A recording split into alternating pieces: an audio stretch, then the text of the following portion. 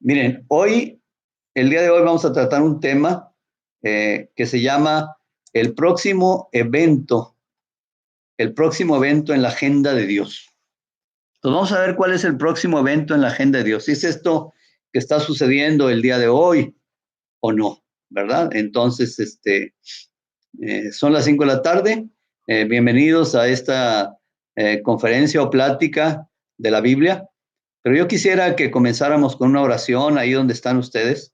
Eh, Vamos a inclinar nuestras cabezas, vamos a buscar al Señor y a buscar el rostro del Señor, para que Él sea el que guíe nuestras palabras, la enseñanza, su doctrina. Vamos a orar.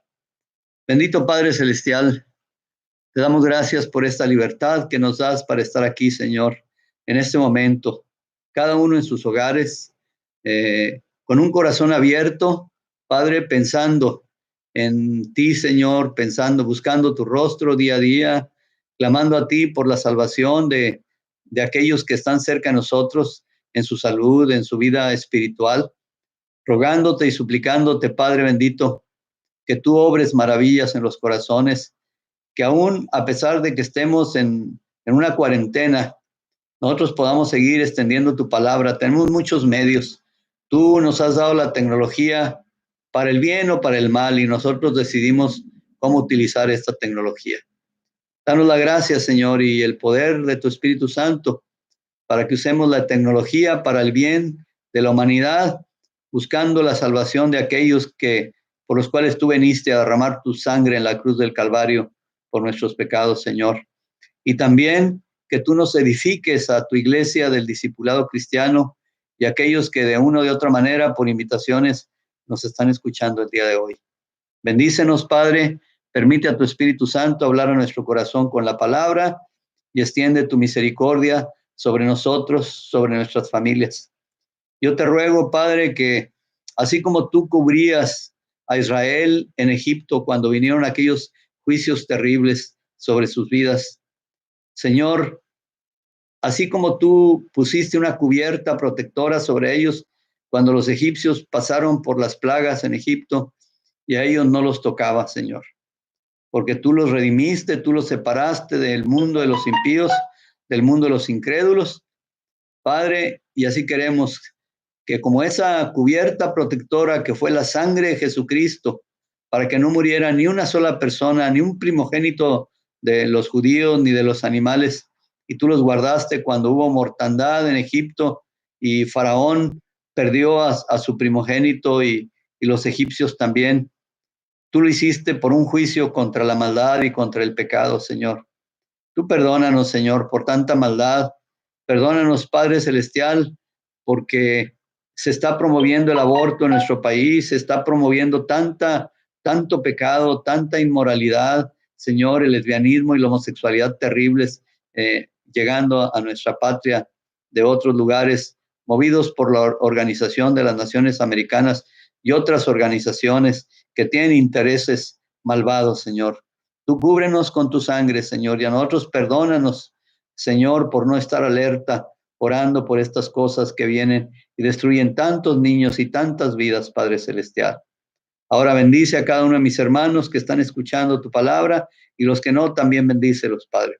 Te lo ruego, cubre sus familias, cubre sus hijos de esta calamidad y danos la gracia y la paciencia para sobrellevar lo que venga.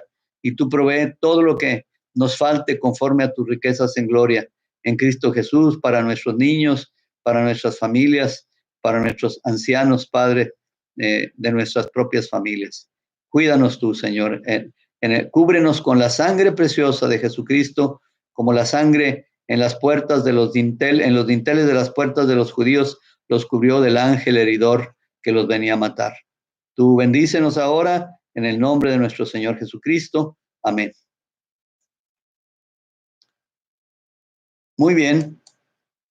El próximo evento en la historia, en la agenda de Dios,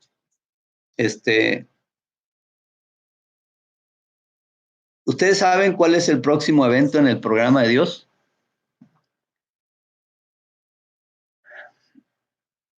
La cuestión aquí es que todo el mundo está hablando de los juicios, vienen los juicios de Dios. Pero quiero decirles que no. Ni esto es un principio de dolores, como dice el libro de Mateo. Si estos fueran los juicios del Señor para el fin del mundo, porque sí va a haber un fin del mundo, pero no es ahorita. El siguiente tema que vamos a ver después de este, vamos a hablar de las diferentes dispensaciones, de la manera de administración del planeta de Dios, de parte de Dios, cómo lo ha estado Él administrando, ¿verdad? En las diferentes épocas de la humanidad. No como la humanidad lo ve, sino como Dios lo ve en la palabra de Dios.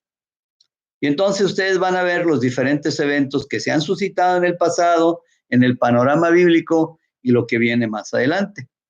A los miembros de la iglesia, el discipulado, pues yo les haría llegar en los grupos que tenemos de la iglesia, el discipulado, les haría llegar un chart que quiero que tengan, una carta que tengan para que vayan siguiendo la cuestión de las dispensaciones. Pero el siguiente evento en el programa de Dios no son juicios, es la segunda venida de Cristo.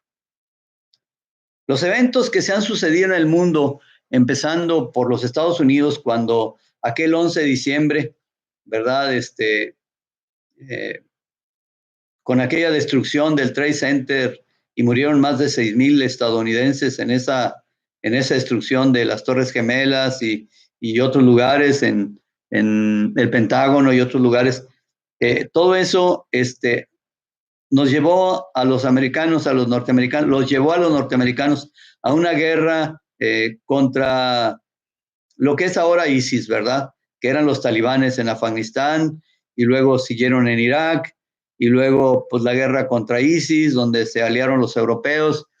Y bueno, todo esto vino a raíz del Trade Center y vinieron muchas más guerras, la guerra de los sirios, todavía está muriendo mucha gente en Siria, ¿verdad? Con los bombardeos de los rusos y de los sirios.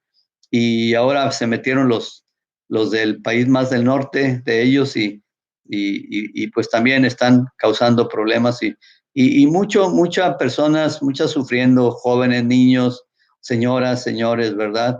Y luego con esta pandemia que estamos padeciendo del COVID-19 o coronavirus, esta pandemia mundial, produce mucha expectación y curiosidad en la gente en general para saber si el fin del mundo está cerca y si por fin estamos en el cumplimiento de muchas profecías bíblicas o no bíblicas respecto del fin del mundo.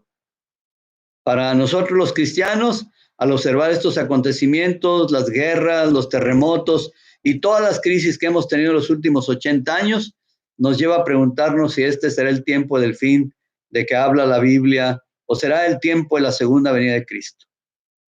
Quisiera que leyéramos en el libro de Mateo 25 del 1 al 13. Y pues yo se los voy a leer porque vamos a ver si lo puedo agarrar aquí.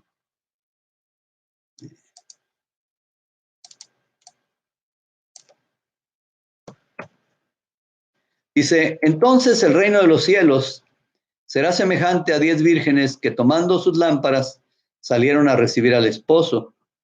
5 de ellas eran prudentes y 5 insensatas. Las insensatas, tomando sus lámparas, no tomaron consigo aceite, mas las prudentes tomaron aceite en sus vasijas juntamente con sus lámparas. Y tardándose el esposo, cabecearon todas y se durmieron.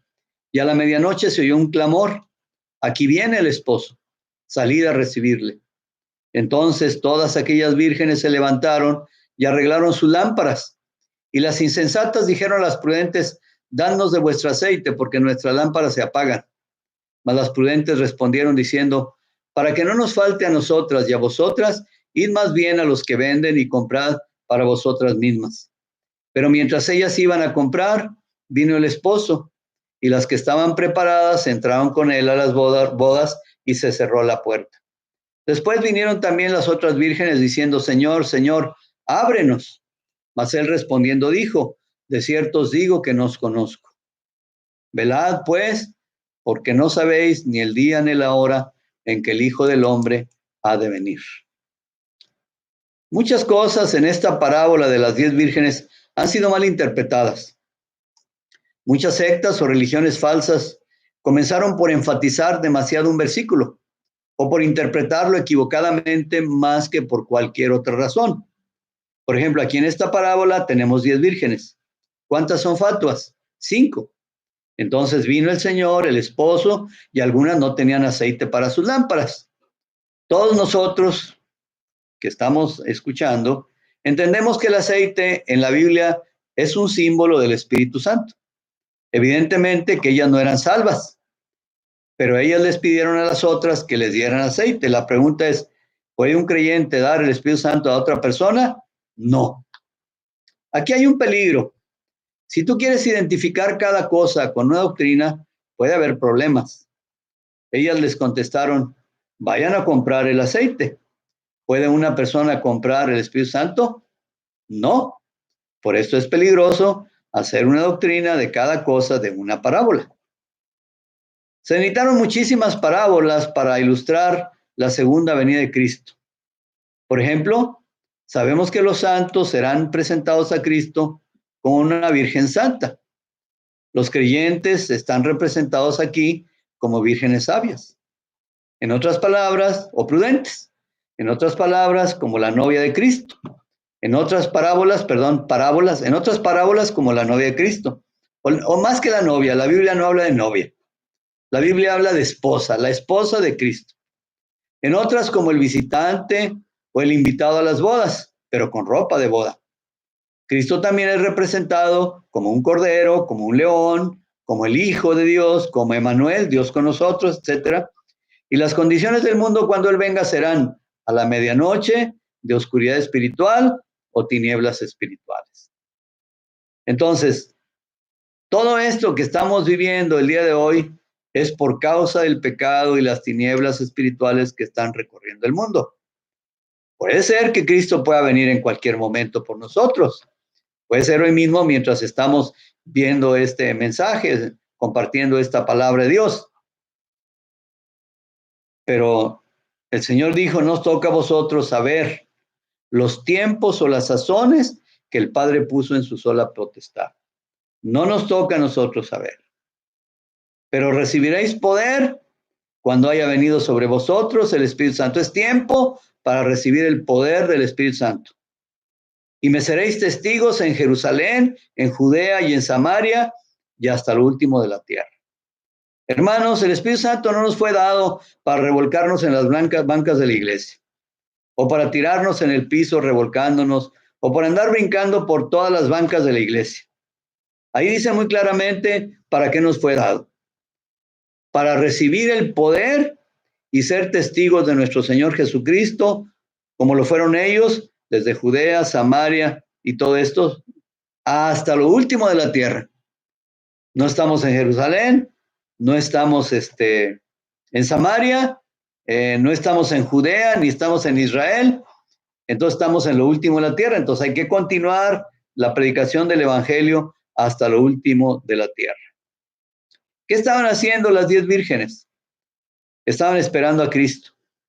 No era tiempo para estarse preparando, hermanos, es tiempo para recibirlo.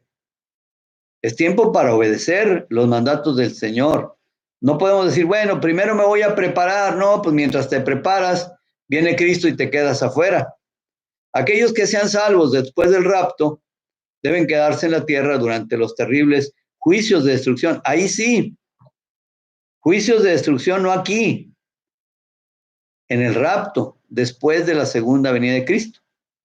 En Lucas 13:25 nos dice la palabra de Dios, después que el padre de familia se haya levantado y cerrado la puerta y estando fuera, empecéis a llamar a la puerta diciendo, Señor, ábrenos.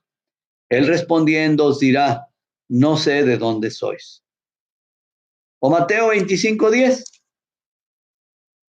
Pero mientras ellas iban a comprar, vino el esposo y las que estaban preparadas entraron con él a las bodas y se cerró la puerta. La puerta se va a cerrar, pero la puerta será cerrada para ir con el Señor a la cena de bodas, pero no se cierra la puerta de la salvación. Durante el periodo de la gran tribulación, millones y millones de personas serán salvas. La puerta se cierra para que aquellos que no creyeron en el Señor no vayan a las bodas del Cordero, que es en el cielo, que es con Cristo, no aquí. El hecho es que los más grandes avivamientos en la historia de muchas conversiones, millones y millones de personas vendrán en aquel periodo de la gran tribulación. Por lo tanto, una parábola nos enseña siempre una sola verdad, no muchas verdades. O sea, en esta parábola el aceite no es un tipo del Espíritu Santo, ni tampoco se puede vender ni comprar como se compra y se vende el aceite. ¿Cuál es la verdadera enseñanza de Mateo 25, 1 al 13? Nada más hay una enseñanza, hermanos. Velad, velad, porque no sabéis a qué hora ha de venir vuestro Señor. Esta es la enseñanza principal de esta parábola. Una parábola es una historia terrenal con un significado espiritual. ¿Saben, hermanos? La segunda venida de Cristo es como un drama. Jesucristo vino, se baja el talón, se sube el telón y el Señor viene otra vez. No sé si ustedes han visto dramas con telón. Yo, porque ya tengo algunos años encima, y en mi pueblo, pues se hacían muchos dramas. Tenía un tío que le gustaba mucho el teatro, no porque fuera teatrero, sino aparte, ¿no? Pero le gustaba mucho el teatro. Y entonces ellos pasaban una escena, se bajaba el telón, ellos se retiraban, se arreglaban para otra escena, se subía el telón y empezaba la siguiente escena. Así era en mi pueblo. Yo no sé aquí, pero aquí lo hacen por capítulos, ¿verdad? Pues más o menos algo similar. Te cierran el telón hasta que venga el siguiente capítulo. Entonces hay una escena, por ejemplo, aquí se está describiendo como una escena cuando el tren viene y la dama está acostada en la vía, amarrada, atada, entonces el héroe viene y la quita cuando el tren está por pasar. Pasa el tren y se baja el telón, y esa es la primera parte. Y luego nosotros nos quedamos esperando la segunda parte. Así es con nosotros. Cristo vino. Esa fue la primera parte. Y nosotros estamos esperando la segunda parte ahora. Cuando ustedes toman la comunión o la Santa Cena, ¿saben ustedes lo que están diciendo con sus hechos? Ustedes están diciendo, yo creo que Cristo ya vino y creo que vendrá otra vez. Y les quiero decir que hay más en la Biblia acerca de la segunda venida de Cristo que de cualquier otra doctrina aparte de la redención. Uno de cada 17 versículos del Nuevo Testamento dice que Jesucristo vendrá, que Él vendrá. Déjenme leerles Lucas, bueno, pues léanlo ustedes también, ¿no? Ahí tienen su Biblia, Lucas 1, 31 al 33. Y ahora concebirás en tu vientre y darás a luz un hijo y llamarás su nombre Jesús. Este será grande y será llamado Hijo del Altísimo. Y el Señor Dios le dará el trono de David, su padre, y reinará sobre la casa de Jacob para siempre. Y su reino no tendrá fin. En estos versículos tenemos 7 verdades principales, 7 que son 7 profecías, y vamos a examinar cada una. El ángel le dijo a María, ahora concebirás en tu vientre. ¿Esto se cumplió? Sí, Jesús nació del vientre de María. La segunda profecía, y llamará su nombre Jesús. Y les pregunto, ¿se cumplió? Sí, Jesús significa el Salvador. Jehová salva, o Jehová el Salvador. Y luego, la tercera profecía, y este será grande. La pregunta es, ¿fue Jesús grande? Bueno, toda la historia está dividida por su venida, y no solo esto, sino que la historia fue cambiada por él. Muchas personas le consideraron a él grande. La otra profecía, la siguiente, ¿cuántas llevamos? 1, 2, 3, la cuarta profecía. Será llamado Hijo del Altísimo. ¿Quién le llamó a Jesús el Hijo del Altísimo? Juan el Bautista, Pedro, Andrés y también otros. Pero la mayoría de la gente en el mundo de hoy no reconocen que el Señor Jesucristo es el Hijo de Dios.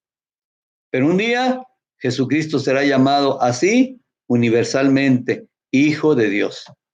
Este versículo de estas 4 profecías, se ha cumplido a medias. Llevamos 3 versículos y medio cumplidos. Faltan 3 y medio por cumplir. El Señor Dios le dará el trono de David, su padre. Todavía no tiene el trono de David, su padre. Aún no se establece el reino. Por lo tanto, Jesús no puede reinar, pero él va a venir a reinar. En la Biblia viene que los eventos después de la segunda venida de Cristo por su iglesia, por nosotros, sus nacidos de nuevo en todo el mundo. Hay iglesias que expresan que nada más ellos, los miembros de esas iglesias, se van a ir con el Señor. Y yo les quiero decir que eso no es cierto. El Señor Jesucristo no ve esta distinción de denominaciones como nosotros tenemos en el mundo, o esta distinción de congregaciones como nosotros tenemos aquí en el país y en el mundo, ¿verdad? Dios no ve eso. Él ve una iglesia y Él viene por su iglesia, ¿verdad? Y es la iglesia universal de Jesucristo, son los miembros del cuerpo de Cristo, los miembros de la congregación de Cristo, que estamos unidos por nuestra fe en el Señor Jesucristo y por el nuevo nacimiento. Entonces, esos somos los miembros, esa es la iglesia verdadera. Es universal e invisible, no se ve. Pero Jesucristo sabe dónde está cada miembro de esa iglesia. Si nosotros nos dedicamos a predicar el evangelio con toda intensidad, aún en medio de esta crisis, en el momento en que se complete el cuerpo de Jesucristo, su iglesia completa, el Señor Jesucristo viene.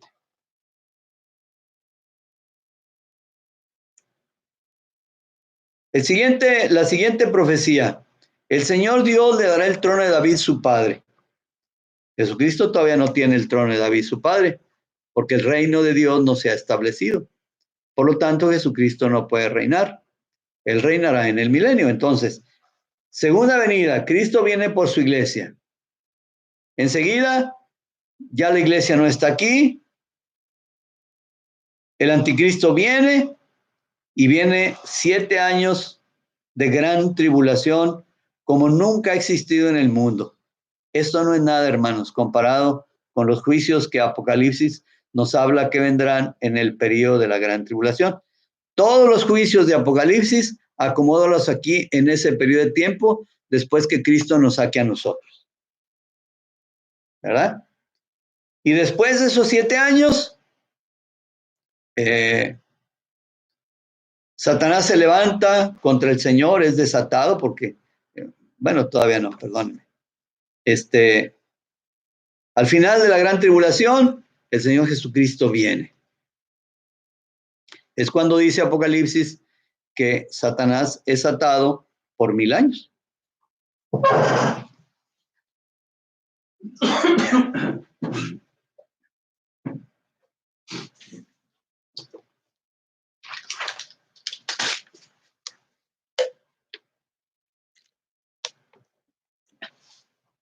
Al final de la gran tribulación, Cristo viene, Satanás es atado por 1000 años y se establece el reino milenial. Cristo viene a reinar sobre este planeta Tierra. Imagínate un reino de paz por 1000 años aquí. Va a ser una maravilla, hermanos, algo inconcebible. Pero el Señor viene a juzgar a su pueblo, o sea, en el sentido de que en el momento que se cometa algo malo, algo equivocado, el Señor trata con él inmediatamente. No se va a esperar. Ahora, este mundo, en el milenio, pues va a tener creyentes de todo tipo, de todas las naciones, pero van a nacer nuevos, van a ser incrédulos. Algunos pasarán al milenio, al final de los 7 años de la gran tribulación, el Señor viene a juzgar quién va a entrar al milenio de los que quedan vivos aquí en el planeta. Algunos no necesariamente van a ser creyentes. Mucha gente dice, no, van a ser puros creyentes. Pues no, fíjate que no. Primero, porque Él está tratando con aquellos que tuvieron buenas actitudes también con los creyentes, aunque no eran creyentes. Entonces dice, tuve hambre, me diste de comer, estuve en la cárcel, me visitasteis, etcétera, ¿verdad? Y ellos le dicen, Señor, pero ¿cuándo te hicimos esto? Y Él les dice, por cuanto lo hiciste con uno de mis hermanos más pequeños, a mí me lo hiciste. Y ellos pasan por su actitud de protección, de cuidado de los creyentes en medio de una terrible persecución. ¿Verdad? Pero también los creyentes que vivan aquí en ese tiempo, que se conviertan, porque va a ser un evangelismo tremendo en esos 1000 años, pues van a tener hijos, y los hijos no nacen siendo creyentes. Digo, son incrédulos hasta que tienen un encuentro personal con Jesucristo, hasta que se convierten. Y bueno, cuando terminan los 1000 años, se lo estoy adelantando un poquito para que entiendan el panorama bíblico. Al final de los 1000 años, Satanás es soltado de sus ataduras que Cristo lo había atado al final de la gran tribulación, es suelto y vuelve a causar una rebelión contra las naciones y se lanzan contra el Señor y sus santos, dice la Biblia en Apocalipsis. Y entonces llega el fin, ahora sí viene el fin de este planeta, el fin de este mundo, el fin de esta manera de vivir. La siguiente profecía que no se ha cumplido también es, reinará sobre la casa de Jacob para siempre. Los judíos no reconocen a Cristo como el Mesías, no reconocen a Cristo como su Señor y no reconocen a Cristo como su Rey, como lo reconocemos nosotros.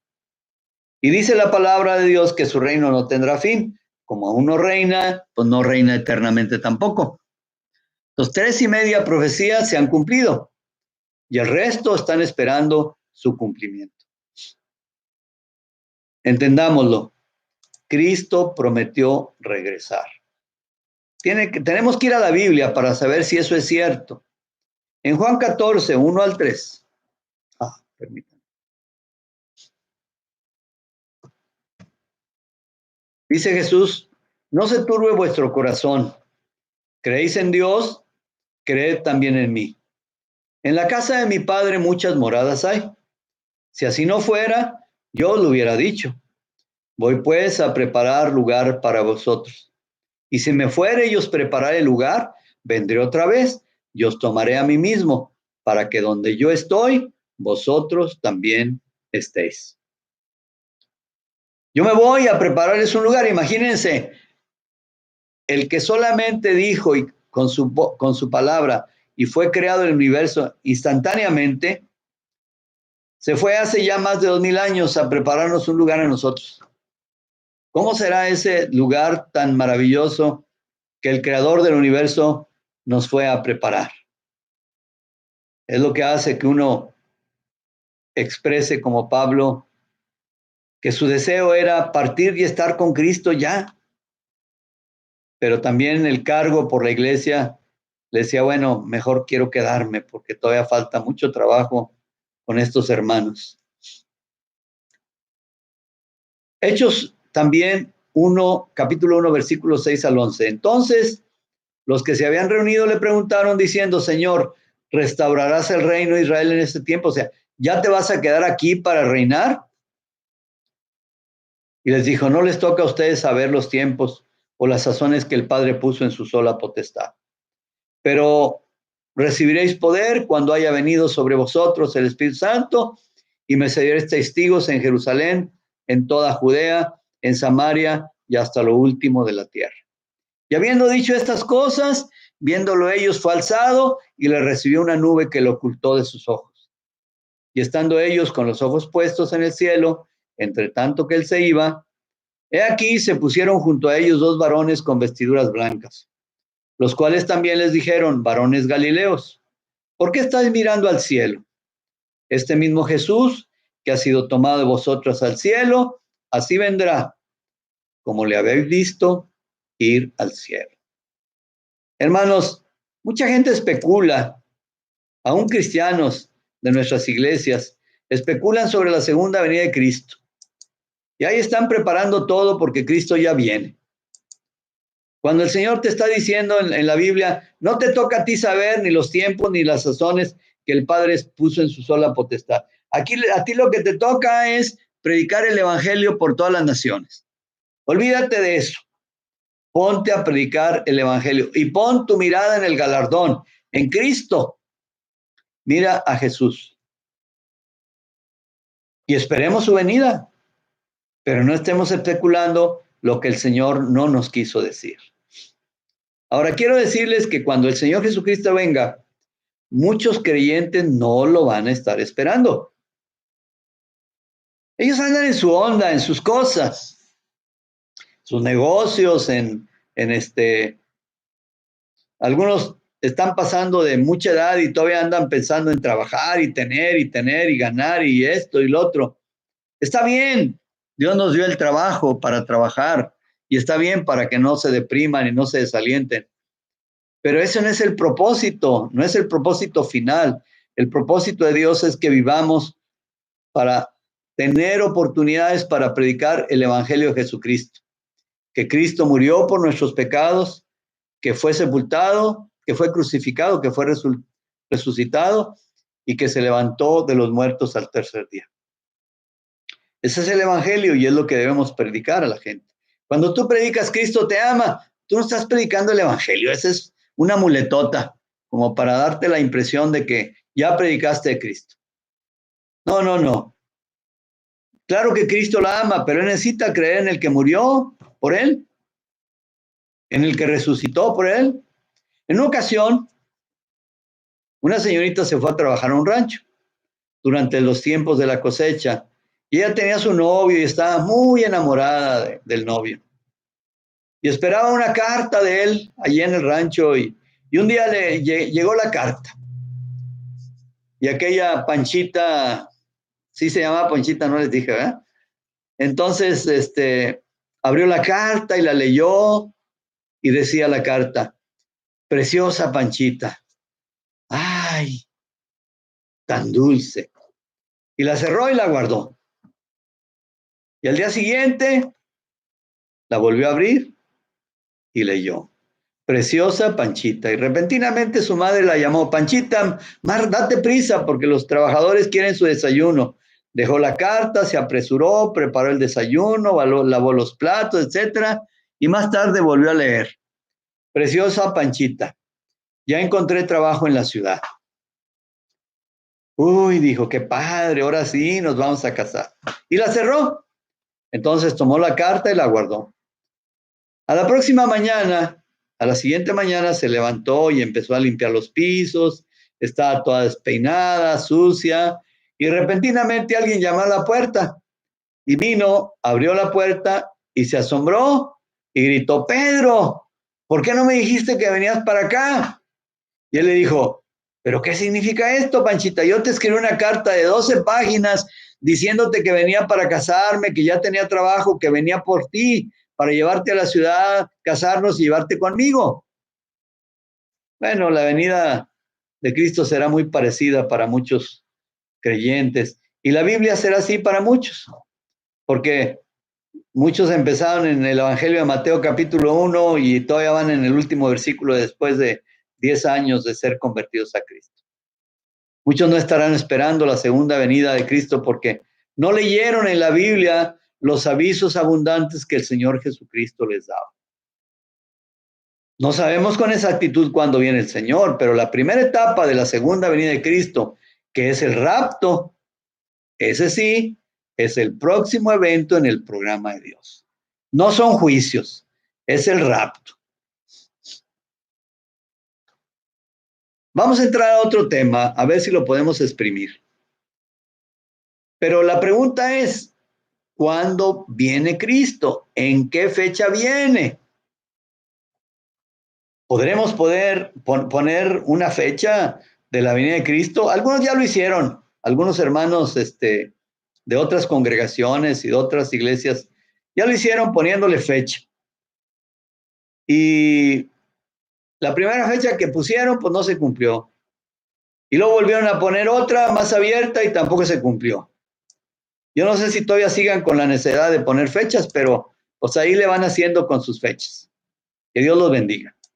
A nosotros nos toca predicar el evangelio, hermanos, y llevar el mensaje a todos los lugares donde Dios quiere que lo llevemos. A finales del siglo XVIII y principios del siglo XIX, un hombre llamado William Miller de la secta de los adventistas del séptimo día o sabatistas anunció con su interpretación muy personal acerca de Daniel 8:13. Déjenme ver qué dice Daniel 8:13. Y dice, entonces oí un santo que hablaba y otro de los santos preguntó a aquel que hablaba, ¿hasta cuándo durará la visión del continuo sacrificio y la prevaricación asoladora entregando el santuario y el ejército para ser pisoteados?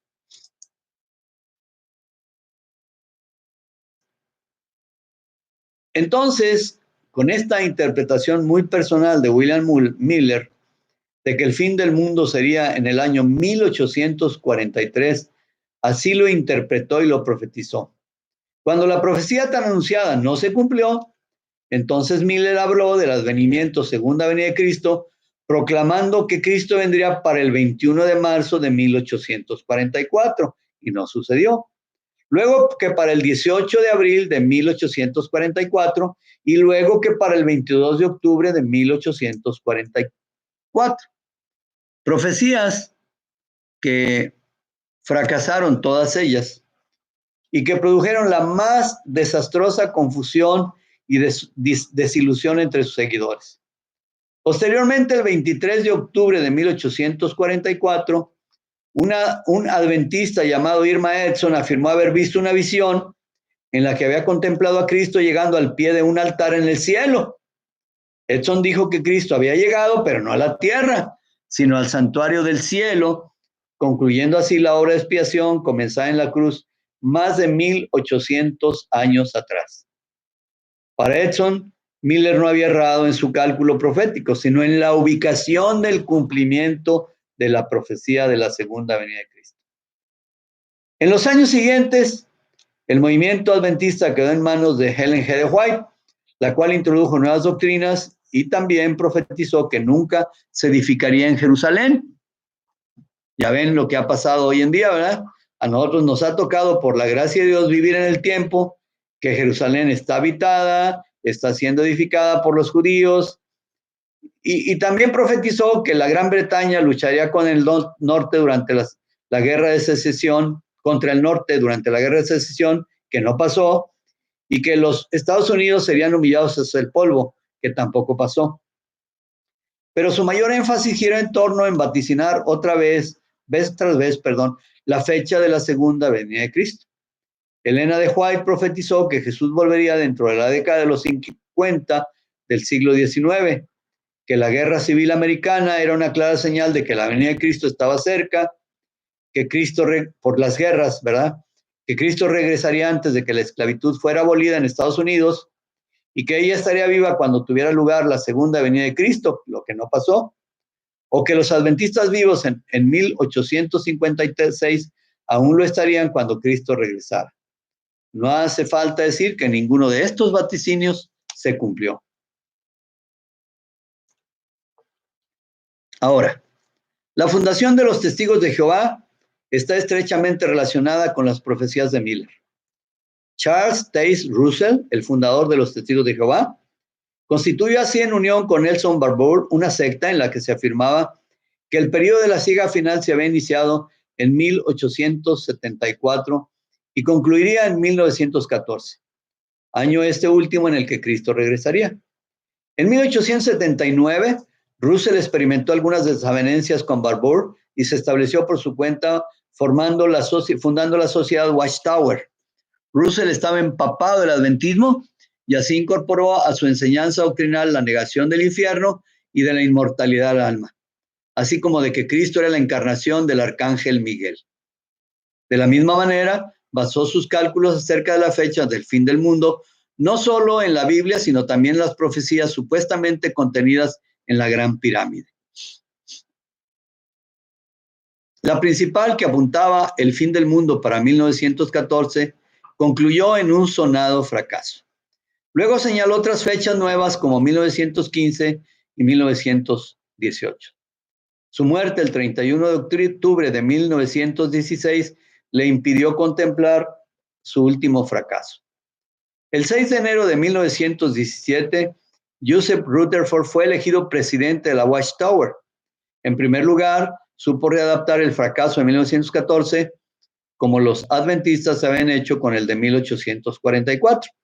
De hecho, llegó a afirmar que en 1914 sí había venido Cristo, pero de manera invisible, y que la manifestación visible de esa venida no tardaría mucho. A partir de Rutherford, en 1914, que fue un fracaso profético, se convirtió en el inicio de un espacio breve de tiempo que antecedería a la batalla del Armagedón. Finalmente, Rutherford dio nuevas fechas para el fin del mundo, anunciando que se produciría en 1925, pero el 8 de enero de 1942, Rutherford falleció, afirmando que la Asamblea de los Testigos de Jehová acababan de celebrar en Detroit, sería la última que celebraría antes de la batalla del Armagedón. Y bueno, pues no hubo batalla del Armagedón, ha habido muchas guerras desde entonces, pero no la batalla del Armagedón.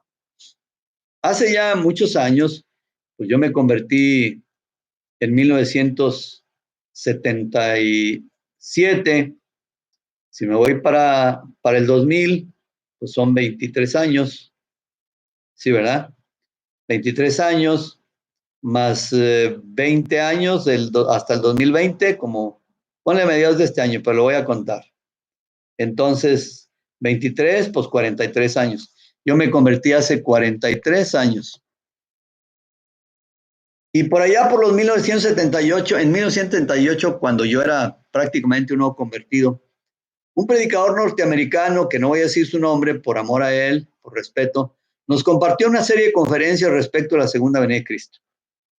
Y nos dio un análisis estadístico de información que él recolectó en libros y revistas y periódicos de todos los terremotos, guerras y violencia que se habían sucedido desde tiempo atrás y que estaban registrados históricamente. Y concluyó en ese tiempo que nunca habían existido en la historia tantas guerras, terremotos y violencia sobre la tierra como habían existido en el periodo comprendido desde 1900 a 1978. Y él concluyó que estas eran las señales dadas en Mateo 24 por el Señor Jesucristo y que la venida de Cristo era inminente para ese tiempo. Y sin embargo, su predicción no se cumplió, aunque sí nos sirvió para examinar nuestra vida y movernos a buscar más al Señor, lo cual le reconozco. Era un hombre de Dios. Hoy en día, muchas sectas falsas y denominaciones genuinamente cristianas están haciendo lo mismo y están pronosticando la venida de Cristo para ese tiempo y dando fechas específicas y definidas para la segunda venida del Señor. Algunos dijeron que Jesucristo vendría para el 24 de septiembre del 2001. Otros dijeron que vendría el 24 de octubre de 2001. Otros dicen que para el próximo año, en la misma fecha, y otros están pronosticando que vendrá en 4 años por estas mismas fechas. Ante esta situación, ¿qué debemos hacer nosotros los cristianos? En las mismas cosas, ¿en qué se basan ellos para decir fechas y afirmar con toda certeza la venida de Cristo? En las mismas cosas que todo el mundo ve para decir que el fin del mundo se acerca. Las señales. ¿Qué están viendo ellos? Las señales de los tiempos. Guerras, terremotos, violencia, pecado en abundancia, Israel viviendo en Jerusalén, etc. Y dicen que Cristo ya viene y para una fecha determinada. Pregunta: ¿qué debemos de creer los cristianos ante esta serie de acontecimientos actuales que estamos viviendo, con todas las guerras que hemos tenido en los tiempos, en los últimos 20, 30 años, y también con estas plagas que se han desatado. Primero fue el ébola, luego fue la gripe aviar y afectó a millones de personas en el mundo. Y ayer veía yo un video de este señor, ¿cómo se llama? El de las computadoras, hombre. Ese hombre, y en 1985, él había dicho que en pocos años el ataque a la humanidad no sería por bombas nucleares. Él llega con un carrito, y en ese carrito llevaba un tambo lleno de comida, de elementos. Dice que ellos, en los tiempos de la Guerra Fría, les dijeron que debían tener un lugar subterráneo donde meterse, y ese barril lo tenían ahí de comida, de muchos tipos de comida que podían durar mucho tiempo, para que ellos comieran mientras pasaba la radiación. Y él decía que realmente en pocos años no sería la radiación la que destruiría a la humanidad o traería mucha mortandad en la humanidad, sino algo muy pequeño como un virus. Y dio algunas bases para que el mundo se preparara, pero como ven, pues nadie le hizo caso. Entonces el mundo no se preparó y lo que él dijo se cumplió. Y no es profeta, es un hombre muy inteligente que sabe de computadoras, pues él es el de Microsoft, creo. Y sabe de computadoras, sabe de estadísticas, y pues las estadísticas le mostraban, por todas las cosas que habían pasado ya en ese tiempo, ¿verdad?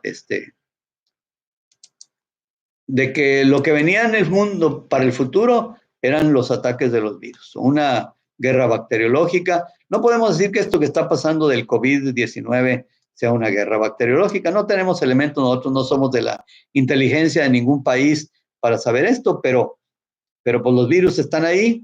Dicen que vienen de los animales, estos virus que hemos experimentado, y viene muy agresivo y nos recomiendan mucho cuidado. Hay que seguir las instrucciones que nos dicen por la salud nuestra y la salud de nuestros amados. Entonces, ¿pero qué vamos a creer los cristianos ante todo lo que está pasando? Primero debemos decir que todos los cristianos, los convertidos a Jesucristo, desde los apóstoles hasta nuestros días, hemos anhelado y anhelamos la segunda venida del Señor Jesucristo. Ahora, ¿qué cristiano no quiere que el Señor Jesucristo venga? ¿No será hermoso que Cristo viniera ya y nos vamos con Él y ya no estamos en medio de esta mortandad? ¿No sería maravilloso estar en la presencia de aquel que nos amó y derramó su sangre hasta la muerte por nuestros pecados para justificarnos y llevarnos con Él? Dice Apocalipsis 1:5b y 6, al que nos amó y nos lavó de nuestros pecados con su sangre, a Él sea la gloria por los siglos de los siglos. Amén. Los apóstoles y todos los cristianos de la iglesia primitiva vivieron pensando que el Señor Jesucristo vendría en su día. Los apóstoles le dijeron a Jesús, Hechos 1:6, ya lo leímos, Señor, ¿restaurarás el reino en Israel en este tiempo? Señor, ¿ya te vas a quedar aquí en la tierra con nosotros y vas a tomar el poder mundial para regir la tierra y que reinemos contigo? Si queremos conocer la verdad de todo esto, tenemos que venir a la Biblia, la palabra de Dios. La palabra profética que dice el apóstol Pedro en 2 de Pedro 19, tenemos la palabra profética más segura, a la cual hacéis bien en estar atentos, como a una antorcha que alumbra en lugar oscuro. En vez de estar buscando videos en el internet acerca de los juicios y todo esto, lean la Biblia, hermanos, olvídense de los videos, olvídense del internet.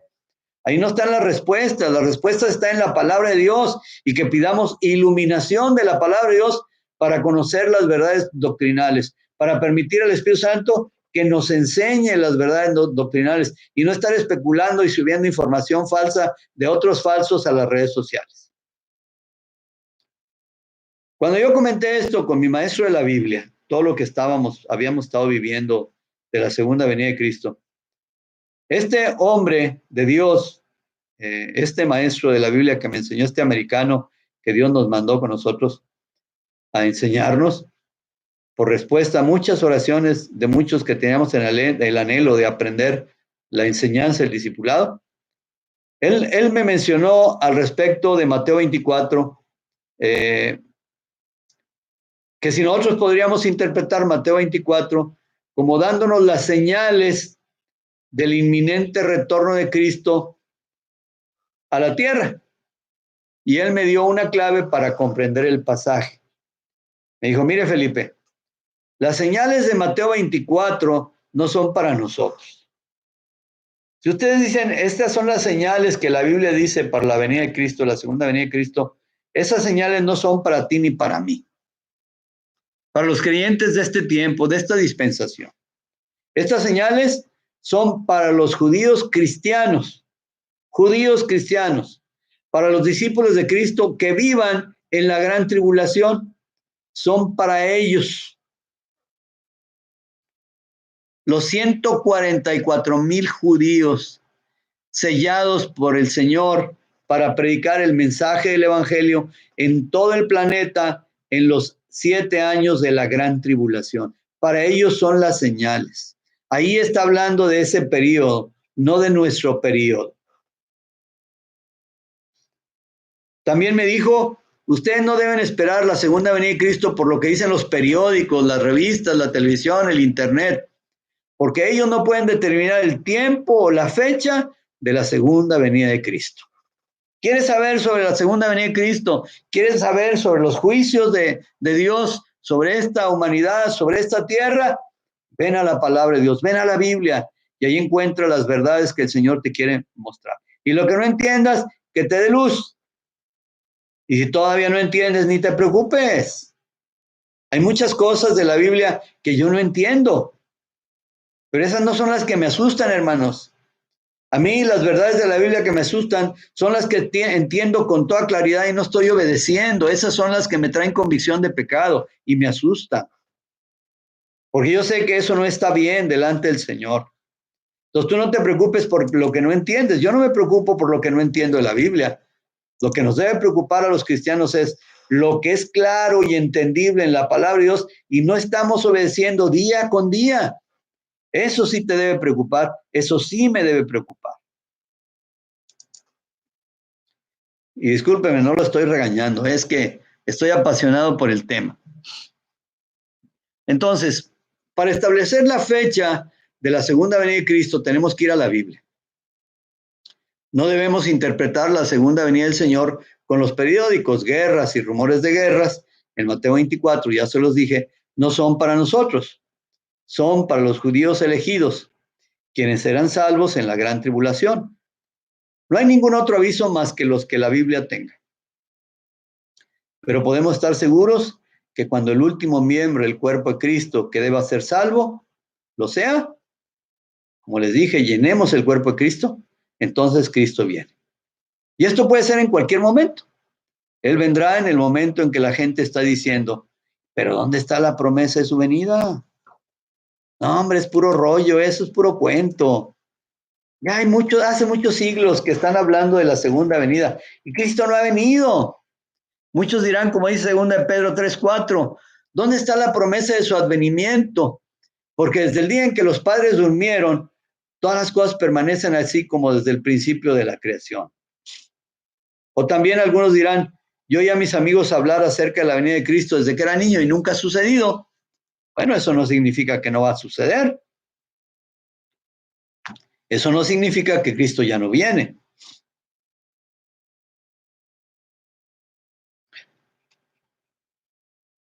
El apóstol Pablo afirmó la venida del Señor en 1 Tesalonicenses 4:13 y 18. Y lo vamos a leer. Y si tienen su Biblia o su celular o su tablet o su computadora, allí léanlo. Acompáñenme en las lecturas de la Biblia para que vean que todo esto está siendo sacado de la palabra de Dios.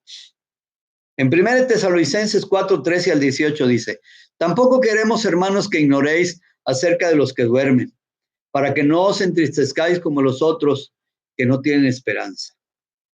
Porque si creemos que Jesús murió y resucitó, así también traerá Dios con Jesús a los que durmieron en él.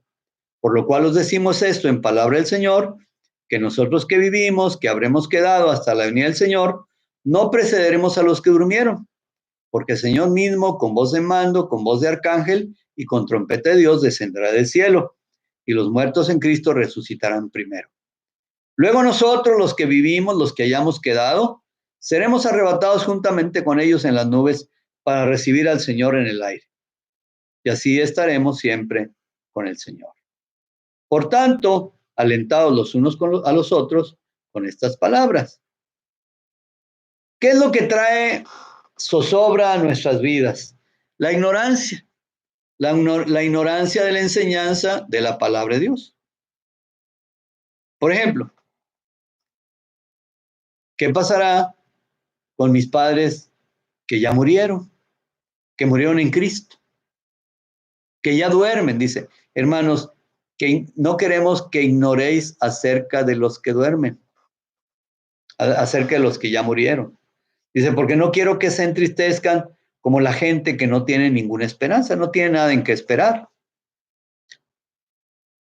Esa gente dice, no, miren, ya se murió, ya no lo vamos a volver a ver, pero nos quedan sus recuerdos, nos queda su amor, su ternura, su esto. Está bien eso. A mí también me queda eso. Yo siempre estoy recordando a mis hermanos amados que ya partieron con el Señor, Eduardo Barrientos, Juanita López, Gilberto Leal, y me trae gratos recuerdos, porque lo único que recuerdo de ellos era su servicio de amor por Cristo. Sus deficiencias y sus defectos ya se me olvidaron, como se me olvidan los míos todos los días, si no, no viviría, ¿verdad? También recuerdo a mi madre, una mujer de oración, una mujer de la palabra, que se levantaba todos los días temprano y no desayunaba. Primero su Biblia y la oración, y luego ahora sí se preparaba su huevito para desayunar. O como la señora Angelita, mamá del doctor Nemesio, también, que todo el tiempo estaba orando por personas y que cada vez que me la encontraba decía, Felipe, Dios me tiene todavía orando por usted. Gracias a Dios.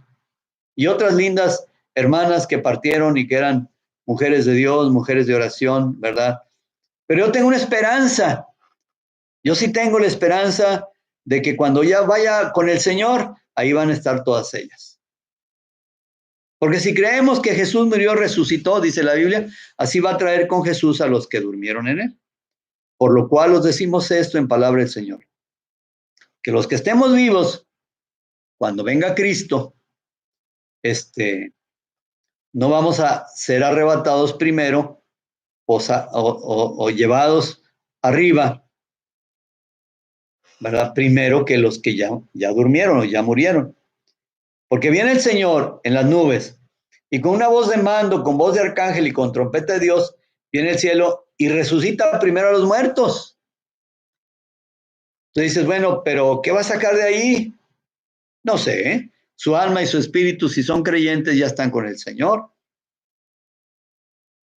Pero su cuerpo, pero lo va a transformar a un cuerpo que tenga la capacidad de vivir eternamente en el cielo. Hermoso, ¿verdad? Y luego, casi instantáneamente, primero ellos y luego nosotros, en un abrir y cerrar de ojos, dice la Biblia, ¿no? O sea, yo diría, en un átomo de tiempo. Seremos arrebatados juntamente con ellos en las nubes y nos juntamos con ellos ahí para recibir al Señor en el aire y nos lleva con Él para estar siempre con Él. Entonces dice, aliéntense los unos a los otros con estas palabras. Les voy a leer otro pasaje y aquí vamos a terminar. Vamos a leer en 1 Tesalonicenses 5, 1 al 3. Dice aquí, pero acerca de los tiempos y de las ocasiones, no tenéis necesidad, hermanos, de que yo os escriba, porque vosotros sabéis perfectamente que el día del Señor vendrá así, como ladrón en la noche. ¿Cómo viene un ladrón en la noche? Que cuando digan paz y seguridad, Entonces vendrá sobre ellos destrucción repentina, como los dolores a la mujer encinta, y no escaparán. Cuando la gente esté muy en paz y disfrutando de la vida, disfrutando del tiempo, como lo hacen muchos jóvenes ahorita, en Acapulco todavía, en muchos lugares, está lleno de gente. Y dicen, es que nadie nos va a quitar nuestra diversión. En Miami, dicen, pero ¿por qué andan ustedes así si están mencionando que estamos en cuarentena? Ah, nosotros no nos van a quitar, aparte a nosotros no nos va a afectar.